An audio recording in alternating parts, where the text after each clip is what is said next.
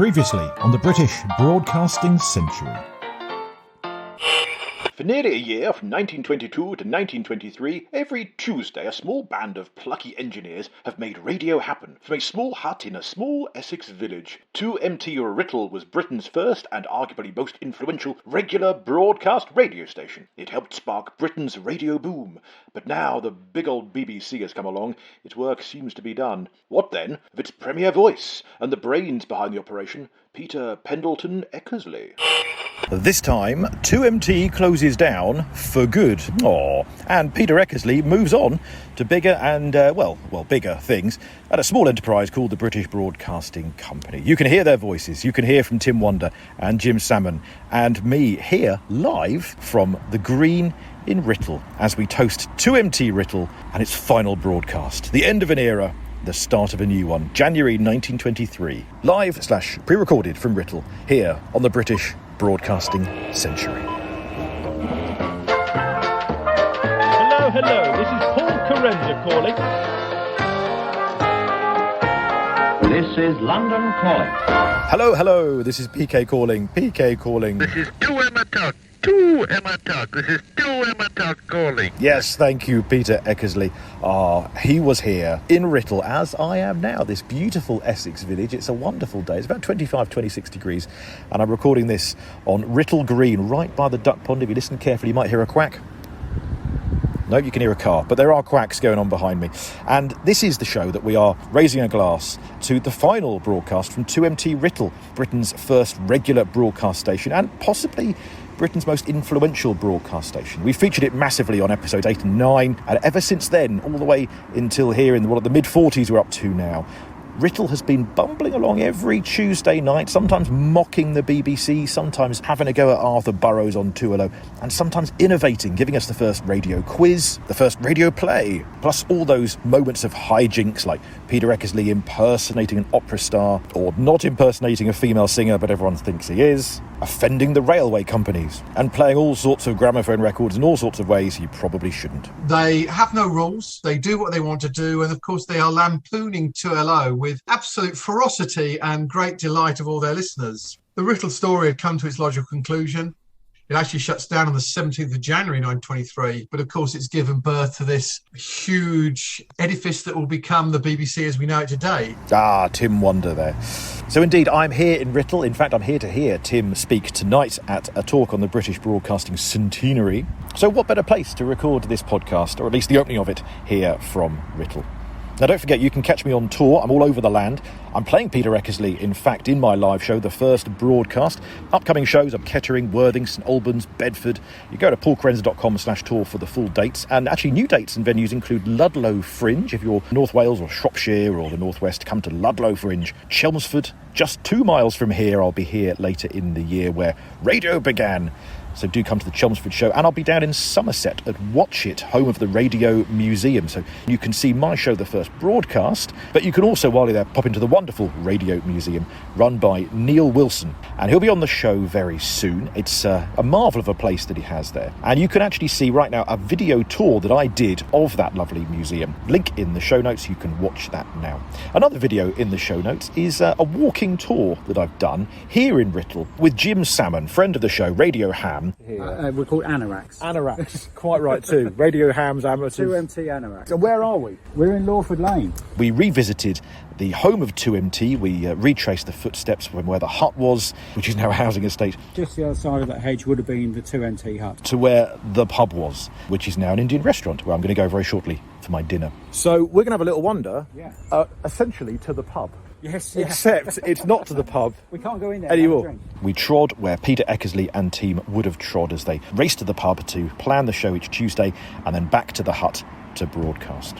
You could watch the video, but for a little taster, here's me and Jim where we think that Writtle hut was. The Writtle hut, where regular British broadcasting began, out of the Marconi, the research department. But what they would do is they would go to this pub at the end of their working day on a Tuesday and then plan this thing called broadcasting that they were asked to do. And I think it helped the fact that they probably would have had a fair amount of time. I guess they would have set the transmitter up in the hut and then walked up here, for their fish and chips and a few G&Ts, or Yep. I'm sure a few other things as well.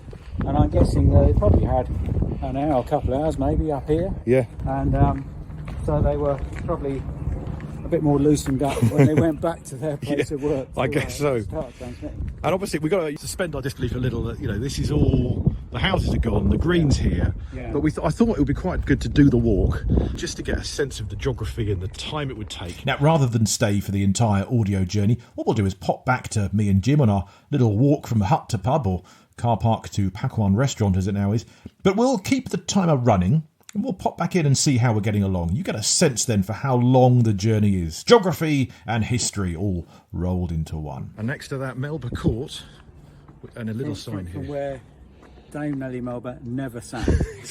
She'd never been came here. here. She'd never come to Writtle. But if you'd like to see the full video of this walk, the link is in the show notes. The way of the pub is that way, so we're going to keep going that way. Meanwhile, what was it like at the time? Here's Peter Eckersley. I happened to be in the Marconi Company at the time. We inhabited a place called Writtle, a hut, long, low hut full of long, low people. And we had a wireless transmitter, and we were eventually appointed to do this thing called broadcasting. I'm talking about regular broadcasting, and gee boy, were we regular. We were half an hour a week, every Tuesday. Here's Peter Eckersley's right-hand man and his successor as chief engineer of the BBC, Sir Noel Ashbridge. Well, Captain Eckersley, of course, he was really the programme director. But the difficulty was that I was a sort of deputy programme director, and that was one of the great troubles, because I never knew when he was going to turn up and when he wasn't. If he turned up, it didn't much matter what I'd written down in the way of gramophone records, and it was mostly that. He simply got onto the microphone, and that was that. A third member of the Writtle crew also actually went on to lead the BBC's engineering department, as well as Eckersley and Ashbridge. There was cheery Toff and Boffin, maybe we call him a Toffin, the Honourable Rolls Wynne. There was a sort of scruffle round at about 6 o'clock on Tuesday evenings to try and find what bits of the transmitter McClarty and Kirk and Co. had removed during the course of the week. And we found them and we put them back again. We then went across to a pub called the Cock and Bell, where in a short space of time we drank an immense amount of gin. Well, we then proceeded to produce the programme, and with the help of gin and the most ghastly piece of fried fish, which was always stuck to the plate, we produced the programme of the evenings. We used to have dinner at the pub locally before we did these transmissions. The transmission was at 8 o'clock, if my memory serves me right, and at about 7 o'clock or that sort of thing, we went to this pub and ate our dinner. Let's get back to me and Jim walking from the Writtle hut, as it was, to the Cock and Bell pub, as it was. We're walking up the lane. Yeah. But at some point, we don't know how many times, but they would have been walking down the lane with something on a trolley. Yeah, yes. Potentially the pub piano in a wheelbarrow or something like that, isn't it? Which might have been quite easy to bring it down here. Yeah, this is. But as we're doing the walk now, that's it might true. have been a bit more difficult. It's a slight incline downhill, isn't there? Yeah. So end of the work day, they're going this way, sober, hopefully, potentially. And then we're going to go around the corner and they find the pub. Yeah. They plan the Tuesday evening show. Yeah. There's a van coming. Yes, as we... And then they saunter back, maybe half oiled, on gin and fish and chips, made with a pub piano. It was very formal, mark you. There was a license that we were given. The power had to be limited to 1 kilowatt, was it? And that had to include the power that was necessary for illuminating or heating the filaments of the valve. But it took 2 kilowatts to do that already. However, we still owe the Postmaster General a number of kilowatts. But we went ahead, nevertheless, and that's how probably the first regular broadcasting station in Britain ever started. Just imagine, people who live on Melba Court in Writtle, who go to the Pakwan Indian restaurant, will be unknowingly walking in those footsteps that the first radio broadcasters made. And this was the pub, but it's now an Indian restaurant, isn't it? Yeah, it's called Pakwan. So there you go. It's got a very good reputation. It does some nice food in there. And that's for a few years now been an Indian restaurant.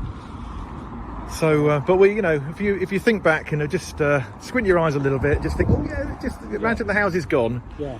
Then this was the way, and they've even got a little green plaque there. Yes. To memorialise what was here 100 years ago this year. And I think the old pictures on the front of the building there, you can see the white the grey colour there and the wire hanging down. That was the old pub sign, and Okay. I'm fairly sure on some of the old historic pictures you can see Cotton Velvet up there. And Yeah. So we've just done the walk. So there you go. So we'll leave it there. Yeah. Pub, hut, Chelmsford. Yeah. I'll go to the pub. And 2 anoraks. And 2 anoraks. There you go. So the 2MT story 100 years ago lived on. Thank you, Jim, for the walk. You can watch the full video of that walk from the old hut to the pub, housing estate to restaurant, in the show notes. And just for patrons on Patreon, I filmed some other videos of walks from Magnet House to Marconi House on the Strand and a meander around the outside of Savoy Hill. Join patreon.com/Paul Carenza to see those videos when they land. And here's a thing I've just changed. Sign up at any rate and you get access to all of those videos from now on. £5 is the lowest level. You can join once, cancel straight away as far as I'm concerned, but it all helps to support this show. And hello and much gratitude to our current crop of Patreon matrons and patrons. We are ever so grateful to Sean Jacks, Robert Godfrey, Tim Blackmore, Gene Baxter, John Hardman, Michelle Gersich, Adam Winstanley, Matt Lacey, Keith Marsh, David Jervis, Andrew Deacon, Russ Anderson, Sarah Norwood Mewis, Mark Loveday, Dave and Jackie, Andrew Barker, Chris Towndrow, and Andrew Jervis. Do join these marvellous people. Patreon.com/Paul Carenza. It helps keep me in books. Books like those of Marconi historian Tim Wonder. The new book is called 2MT Writtle, 1922 to 2022. The centenary of British radio broadcasting. It's the culmination of either 2 years or 38 years of research, depending on it how you look at it. It's been great to revisit the story, which I last looked at in 2010. Obviously, a lot more research. Some great researchers working with you on your excellent podcasts. Yeah, it's good to bring the story together, tell it in a slightly different way, and really complete the loop of this amazing 10 months of Station 2 Ematok at Writtle. Ematok. I think you've probably explained before, haven't you, Paul, about why Ematok? Jim Salmon, whose website ematok.com is a tribute to these radio pioneers. 2MT was their call sign. Back in the day, there are different phonetic alphabets. And the one that Peter Eckersley and many of the chaps in the hut were using was the Royal Flying Corps phonetic alphabet. And M was Emma and T was Tok. So it's as simple as that. So rather than say 2MT, they say this is 2 Ematok, Writtle calling. And I can't roll my R's, so I can't do that. No, likewise. We need someone who can roll their R's. Exactly. This is 2 Ematok Writtle testing. This is 2 Ematok Writtle testing. Now, right now on our Facebook group, the British Broadcasting Century, do join, Andrew Barker, our newspaper detective, has been cataloguing some of the press clippings from 100 years ago about 2MT Writtle, as the press reported it. Throughout 1922, it is week after week of press update about 2MT's latest innovative broadcasts. February the 14th, 1922, for example, that's the first 2MT Writtle broadcast, had Robert Howe singing the Floral Dance. That's the first performance on the first regular British broadcast, years before Wogan's cover version. Week 2 of 2MT Writtle we know a little about thanks to the Chelmsford Chronicle and Burton Observer, and thank you Andrew Barker, our newspaper detective. You see, the second week, actually, Peter Eckersley himself appeared on air a little earlier than we've said previously. We believed it was week 5 that Eckersley made his debut, that till that point he'd go home and have some dinner with his wife. But actually, no, week 2, February the 21st, 1922, Eckersley sang, somewhat drolly, I expect, the opening song Lady Betty from Songs of Old London. Mrs. Eckersley accompanied him on piano, and then a gramophone record was played, the cornet solo Softly Wakes My Heart. Actually, the programme material came from Arthur Burrows, who was the chief publicity man at Marconi House. And then another song by the Writtle staff, led by Eckersley's baritone. And then a record of Madame Clara Butt, who would actually sing live from 2MT Writtle later that year. It was a 25-minute broadcast. Over 5,000 radio amateurs listened in from across England. Week 5, Eckersley went a little crazy on air, sparking a demand for radio sets. There may be some atmospheric. Going all of it, Kenny Everett. There may be some jamming. There may be some oscillation. Eckersley's programmes are the most extraordinary thing on earth. Sir Noel Ashbridge. Those of you who go back as far as that, and after all, an awful lot of you here who don't, will know that, of course, he was the forerunner of some of the radio entertainers who are so successful now.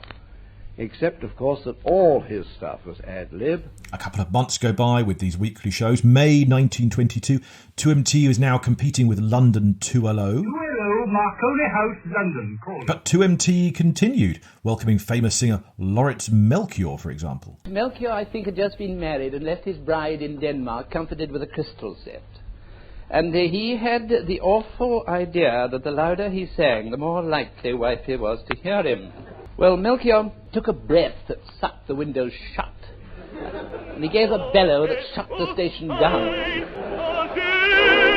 Burst into flames. Later that month, guest singers included Isolde Farrell, thank you Eddie Bowen for that info, and Nora Scott the week after. Peter Eckersley's mock opera came on July the 11th. The first radio quiz was on August the 15th, £5 cash prize there on 2MT, and the first radio play on October the 17th. Oh yes, Cyrano de Bergerac. Rehearsed, presented, performed, modulated, and I think almost knocked off the air due to overmodulation by one P.P. Eckersley. Yeah. Peter Eckersley and Rolls win. The cast consisted of course, P.P. Eckersley. Cyrano. Marion Travers. Aggie. Dennis Ross. Yes. I think was the Rustling Leaves. It's about as far as I was trusted. But what is most memorable about that, the way bearing in mind the way things are done now, was the rehearsal which took place in Deodora at tea time, about an hour before it went on the air, when we solemnly handed round a spoon representing a Peel Connor microphone. Yes. The thing was hustled from one person to another. Yes. And so far as I remember, it actually went on the air, and I don't think the engine seized up that night. We did get through the... We got through with it. Pioneers, oh pioneers. It was a success. It was a success that night. I mean, the words all went over. A month later, Eckersley was mocking the 2LO chimes. Ping pong, ping pong. You know, one of those things that hang up in concert halls with little different tubes. We thought we can't be outdone, and I remember we got all the scrap iron we could find in Writtle and beat it hard at the beginning of our thing. We were awfully precise too. At this point, 2LO was on several days a week versus 2MT's one show a week, meaning, as Eckersley said, we had plenty of time to listen for things which would give us material for our lampoons and skits. At one point, Burroughs and 2LO had to stop on a Tuesday, apparently to enable the Writtle station to carry out its usual programme without interference. Although, according to Eckersley, it was in order that Writtle should be more clearly heard laughing at them. But when 2LO became the first BBC station, 2MT's days were numbered. But it took Peter Eckersley to close it himself, and it was when he heard the opera on January the 9th, day 2 of Britain's first outside broadcasts, that he was transfixed for 3 solid hours. Rigidly clamped by headphones, completely absorbed, oblivious to discomfort. You suddenly were in the atmosphere of Covent Garden. You suddenly were conscious that this was music, that this had potentiality. Eckersley finally saw a point in what the BBC was doing. And it was from that moment, that the first hearing of those opera broadcasts, that I personally suddenly felt, look, I want to be in broadcasting. This is something with a tremendous potential. 2MT had started regular broadcast radio, but what then? If it was just there to mock the BBC, would the BBC tolerate it? John Reith had no intention of letting them do that, so he was rather glad that Peter Eckersley asked him for a meeting. Writtle is a maverick. Eckersley and his team get increasingly, I think in Burroughs' eyes, difficult. The Marconi Company had also signed a part of the BBC agreement. They're a major shareholder now. And they're obviously doing well for patents. And they didn't really want anything to rock the boat. So I think there's many factors coming together. Also, John Reith, who will drive the BBC for the next 15, 16 years, realises he needs a wireless expert. Gary Allegan was Reith's 1938 biographer, and he quotes Reith saying, I remember Captain Eckersley's first visit. I had heard about him, heard about an individual who assiduously and regularly made fun of all that was done from Marconi House, from a transmitting station at Writtle, and who, one gathered, was something of a celebrity. There was some thought that one of the reasons the BBC might have started Uncles and Aunties was to really protect their staff from almost this cult of fame and publicity that Eckersley had experienced through 1922, to isolate them a little bit. But also, I also think that Reith liked to keep control of it all. I could not quite understand why he was allowed to be broadcasting at all, but I had certainly heard a great deal about him. So when he intimated his desire to call, I was quite intrigued. So Eckersley initiated that meeting. He must have A, felt awkward about Writtle now the BBC had gone official, and B, since the opera, he craved joining them. That chief engineer post in particular was still vacant, since Mr R.H. White, the Marconi 2LO engineer, was offered it, but had turned it down, thinking this BBC thing a bit of a non-starter. Captain Eckersley's first visit to me was not about the possibility of his joining the BBC. He came to get my view as to what he ought to do with Writtle. When I said I thought he ought to close it down, he said it was the first time anybody had made any categoric suggestion, and he was very grateful. John Reith said of Eckersley, I expected some kind of ultimatum from him. It soon transpired, however, that he wanted one himself, and had tried to get it in various other quarters. He got it here, and a week or two later, the offer of the post of chief engineer to the BBC. Yes, a week or two later, and at least an episode or two's time as well. We're getting ahead of ourselves there.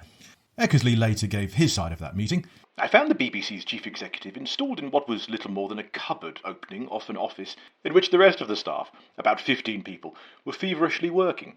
I was impressed by the way I was handled, and before I quite realised it, I'd promised to shut down Writtle, even though I had really no right to do so. Well, after all, it hadn't been his decision to start up 2MT Writtle. He was ordered to, so it wasn't really his place either to close it down, but it had outserved its purpose. I thought vaguely that I should rather like to work for Mr. Reith. Eckersley is chalk and cheese to Reith. They are diametrically opposed in all factors, in experience, other than their military service, I guess, in First World War. But he needs someone who understands what radio is, what wireless can do. But any interview, any job offer was yet to come. For now, they had Writtle to close down. So 17th of January 1923, Writtle closes down with one last show for the fans. And one of the present-day fans is Tim Wonder. In some ways, it's a sad end to this amazing story that started it all. But it's also inevitable. Writtle is a small village in a station, a small hut and a fielded, and it's 32 miles from London. London is the massive city, as is Birmingham and Newcastle, with literally millions of listeners, all of whom can listen in a crystal set with perfect clarity and no interference from stations. But as we all know, on the 17th of January 1923, 2MT Writtle does indeed say goodbye to its listeners. Eckersley wrote, We said goodbye to the Writtle listeners, drinking their health in a glass of water, promoted to champagne by the sound of a pop gun. Innovating to the last with one of the first radio sound effects. And Eckersley sang his signature tune for the last time. Dearest, the concert's ended, sad wails the heterodyne. You must soon switch off your valves, I must soon switch off mine. Write back and say you heard me, your distance and where and how. Hark for the engines failing.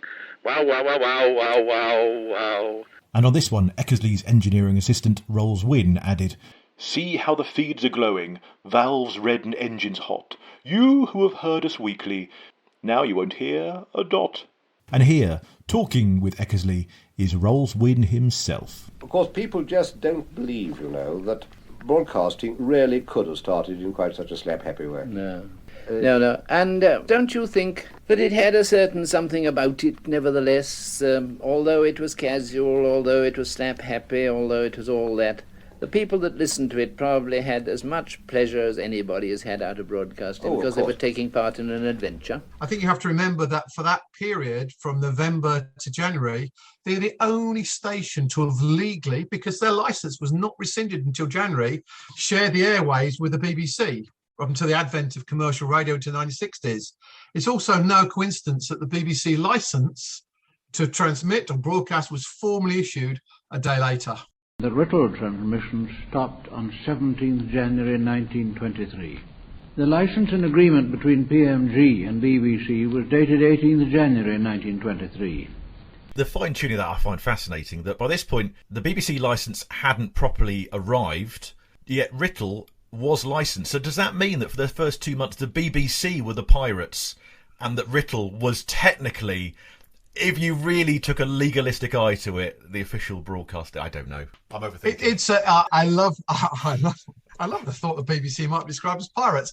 I shall store that away for a later day. But yes, basically 2MT's licence was for regular scheduled broadcasts, which is gives it its place in history. The BBC broadcast was still being done, as had the original Chelmsford broadcast in 1920, actually under experimental licenses. The Postmaster General had done a catch-all to cover it all up, but their formal license to operate comes the day after Writtle leaves the airwaves. Clause 1 defined broadcasting matter as concerts, lectures, educational matter, speeches, weather reports, theatrical entertainments, and any other matter, including news and other information, from time to time approved by the PMG. And Clause 5 stated, the company shall transmit efficiently a program of broadcast matter to the reasonable satisfaction of the Postmaster General. To the reasonable satisfaction of the Postmaster General, whatever that might mean. 18th of January, the newly licensed BBC had a board meeting, and by chance the chief engineer job was reopened at that meeting. No candidates yet. But on the way in, apparently Basil Binion, one of the board directors, bumped into one Peter Eckersley. What are the chances? I was walking towards the bus, going to Liverpool Street, and I suddenly said, Law, I'm going to tobacco. I turned back, I ran into a man, Basil Binion, who said, look, Law, you're just the man. I said, I know I am, but what for? He said, would you like to be the chief engineer of the BBC? I said, well, I don't know why you people haven't asked me years ago. Now, that's one version of the story, but it looks also like Basil Binion, rather than bump into Eckersley outside at a tobacconist, actually wrote to him around then. Should you be in town, come and have a chat on an exceedingly important matter, which would also be of importance to you. Binion and Eckersley were in fact old neighbours when Peter Eckersley was working at Brooklands at the end of the First World War. Either way, within a day of Eckersley closing down the station that mocked the BBC, he was now making steps to join that company, the target of his skewering. We'll have more of Eckersley joining the BBC in an episode or two's time. The birth of the BBC from Writtle onwards is a step change in social history.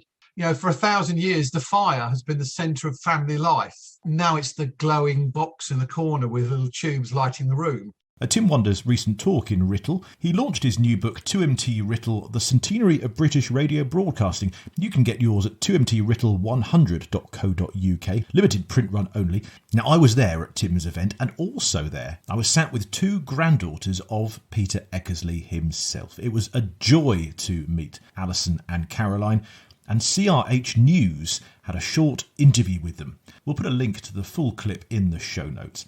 But here's a little taster of when CRH News spoke to Caroline and Alison Eckersley about their grandfather, Peter. My name is Alison Eckersley, and I'm the daughter of Miles Eckersley, who was Peter Eckersley's youngest son. My name is Caroline Moyer. My mother was Joan Eckersley, who was Peter's daughter. Listening to Peter on with his radio thing, my father was just like that, because we used to have concerts and things, and this sort of bonkers, mad, zany, hysterical, completely out of control playfulness, which was very much my father as well. For the full video, search YouTube for CRH News Radio City. The link is in the show notes. The Eckersleys back in Writtle. Only that day, Tim Wonder gave them a tour of the hut itself, the first time they'd ever been into the place where their grandfather made history 100 years ago.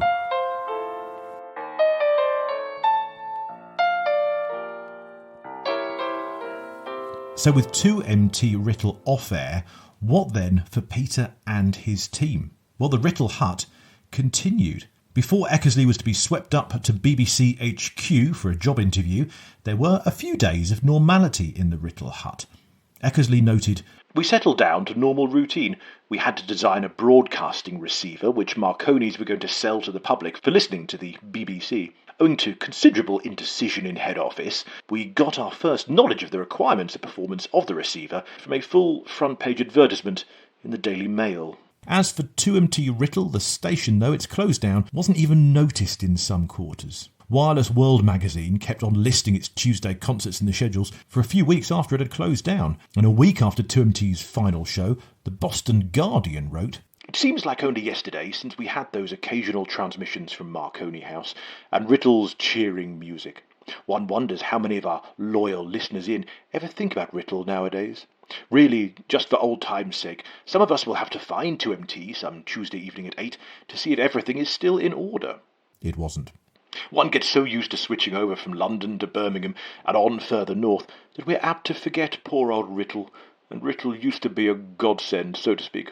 Well, too late. 2MT had gone. A memo was eventually sent out about its demise, although even that memo came a fortnight after the final broadcast, February the 2nd, 1923. Cessation of Writtle wireless concerts.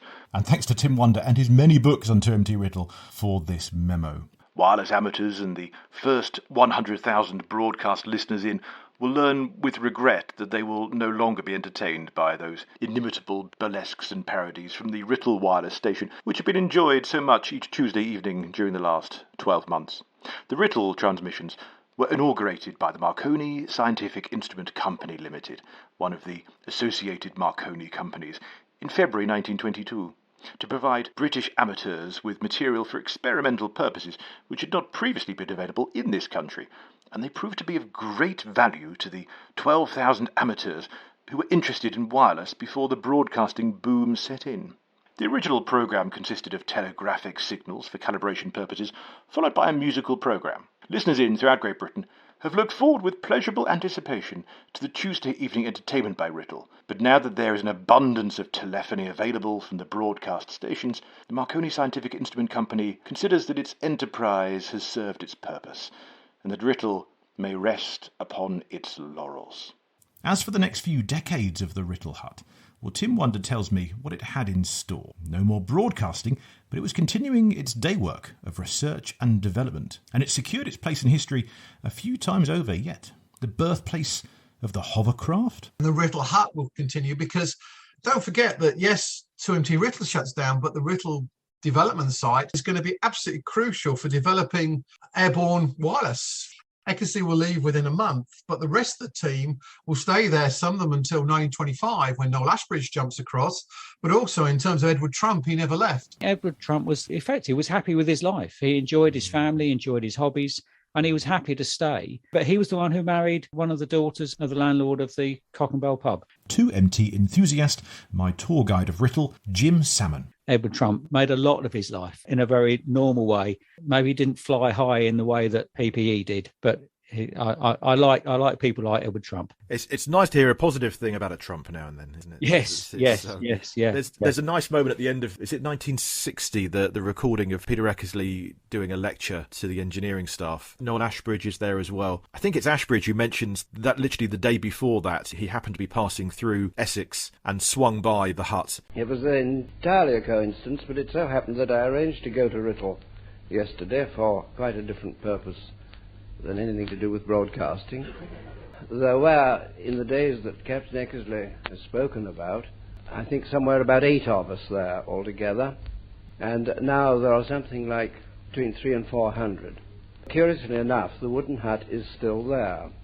It was there in which I spoke to Trump, and who has been working there on almost the same kind of work for very nearly 40 years. The rest of the team are all there pretty much. You've got Rolls Wynne, Eckersley, Ashbridge are all there at this grand BBC celebration of engineering. But, you know, Trump is still there working away in the hut. A life well spent and with good principles. I like that. So a massive amount of development work done on the Writtle site. And the site continues with many different subjects. I worked there from 83 to 88. We locked the gates and said goodbye to the site forever. So 1919 to 1988. So I was actually the last person off the site. Well, at least the stories go on, and you've been championing this story for many years now. How can people find more info on you and your books and what you're up to? Where do we send them to? That's very kind of you, Paul. So new website, because it manages everything. So 2mtwrittle100.co.uk, really easy. If you just look up marconibooks.co.uk. Thank you for keeping on telling those stories, and thanks for joining us on the podcast, Tim. Well, that was Writtle, and I think it cannot be more sufficiently emphasized that adventure, that pioneer adventure, was born in laughter, was nurtured in laughter, and died in laughter. As for Peter Eckersley joining the BBC, you'll have to wait a couple of episodes for that, because next time we have one last rogue non-BBC but licensed broadcaster. We think this was the only other radio station to legally share the airwaves with the BBC until commercial radio came along 5 decades later. And this tiny extra non-BBC radio station arrives exactly 1 week after 2MT Writtle closes down. It only lasts a few days. It's an odd quirk of broadcasting history, but if anyone's going to report on it, this podcast will. The Daimler Motor Company, legally broadcasting from Glasgow for just a few days in January of 1923, demonstrating in-car radios. Listen to us as you drive next time on the British Broadcasting Century. Before we go, though, don't forget I am playing Peter Eckersley himself and Arthur Burrows on tour at the moment in the first broadcast, The Battle for the Beeb, in 1922. See paulcarenza.com/tour for where and when you can find me. And do say hello if you listen to the podcast. Always nice to say hello to a listener. Huge and vast thanks to Tim Wonder and Jim Salmon and CRH News and Alison and Caroline Eckersley for this episode. Links to Tim's books and CRH News are in the show notes. And thank you to all of those people once again for generally keeping on telling this wonderful, niche, largely unknown story. But you can share this story too by sharing this episode and what we put on Facebook and Twitter at BB Century. Do find us on those social medias and be part of the legacy of this marvellous tale. And next time you turn on the radio or TV, would you raise a toast? Water is fine. We can add the sound effect to upgrade it to champagne. To 2MT Writtle, to Peter Eckersley and team. Closing down for one last time. I do think that before administration and organisation overtook the BBC, there was a certain naturalness that, although it was perhaps not so beautifully regulated, not so suave, so polished, so dressed in spats as it may be today, nevertheless there was a spirit that came over of people trying and of possibly not succeeding, which to me, as a listener, is much more exciting than almost anything else. 2MT Writtle, February the 14th, 1922 to January the 17th, 1923. Well, good night, CQ. God bless you and keep you. I can't. God bless you. Good night. Good night. The British Broadcasting Century is presented and produced by me, Paul Carenza. Original music is by Will Farmer. Archive clips are either public domain due to age, or some rights may belong to owners we know not whom. BBC content is used with kind permission. BBC copyright content reproduced courtesy of the British Broadcasting Corporation. All rights reserved. Oh, and we're nothing to do with this present-day BBC. This is a solo enterprise, so thank you for spreading word of this project. We are small, but we have an amazing story to tell. And we have some way to go yet, so we keep on telling it. Stay informed, educated and entertained. Join us next time for one last non-BBC broadcast station from Daimler Motor Cars and a marvellous guest on the British Broadcasting Century.